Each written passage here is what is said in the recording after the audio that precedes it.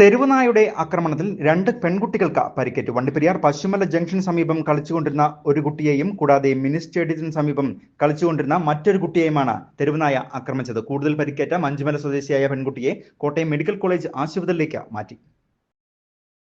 Rainbow news വാർത്തകൾ നിങ്ങൾക്കായി അവതരിപ്പിക്കുന്നത് പവിത്ര ഗോൾഡ്, എന്നും സ്വന്തം.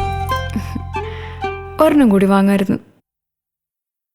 ഇന്ന് വൈകുന്നേരം 6 മണിയോട് കൂടിയാണ് അക്രമകാരിയായ തെരുവുനായ കുട്ടികൾക്ക് മേൽ പാഞ്ഞത്.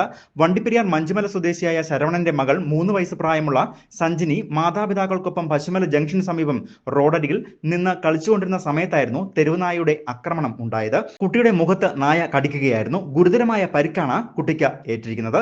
ഇതിനുശേഷമാണ് വണ്ടിപ്പെരിയാർ മിനി സ്റ്റേഡിയത്തിന് സമീപം നിന്ന് കളിച്ചുകൊണ്ടിരുന്ന വള്ളക്കടവ് സ്വദേശിയായ മറ്റൊരു പെൺകുട്ടിക്ക് നേരെ തെരുവുനായയുടെ ആക്രമണം ഉണ്ടായത്. വള്ളക്കടവിൽ താമസിക്കുന്ന ആലോകിന്റെ മകൾ 5 വയസ്സ് പ്രായമുള്ള നിഖായ്ക്കാണ് ആക്രമണത്തിൽ പരിക്കേറ്റത്. തുടർന്ന് ഇരുവരെയും വണ്ടിപ്പെരിയാർ പ്രാഥമിക ആരോഗ്യ കേന്ദ്രത്തിൽ എത്തിച്ച് ചികിത്സ നൽകിയ ശേഷം ഗുരുതര പരിക്കേറ്റ മഞ്ചുമല സ്വദേശിയായ സഞ്ജിനിയെ കോട്ടയം മെഡിക്കൽ കോളേജ് ആശുപത്രിയിലേക്ക് മാറ്റുകയായിരുന്നു. ഇതേസമയം വണ്ടിപ്പെരിയാർ പഞ്ചായത്തിൽ തെരുവുനായ്ക്കളുടെ ശല്യം കൂടി വരുന്ന സാഹചര്യമാണ് നിലനിൽക്കുന്നത്. അടിയന്തരമായി തെരുവുനായ്ക്കളെ ഇവിടെ നിന്ന് മാറ്റാനുള്ള നടപടി ഗ്രാമപഞ്ചായത്തിന്റെ നേതൃത്വത്തിൽ നടത്തണമെന്നാണ് നാട്ടുകാർ ആവശ്യപ്പെട്ടിരിക്കുന്നത്. News bureau, Vandiperiyar.